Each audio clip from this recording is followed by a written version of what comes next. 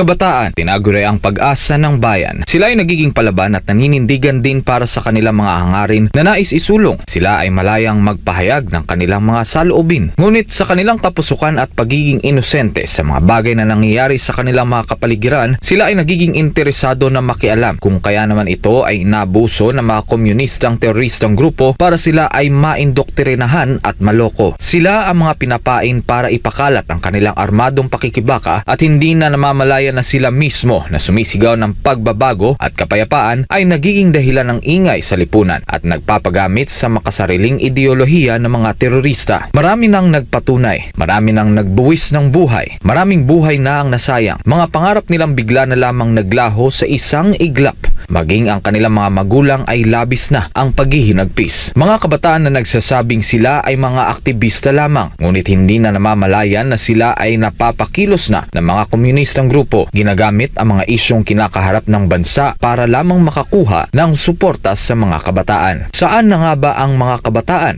na tunay na pag-asa ng bayan? Hanggang kailan nga ba magpapaloko at magpapalinlang sa mga ideolohiyang walang ibang ginawa kundi sirain ang kanilang kinabukasan?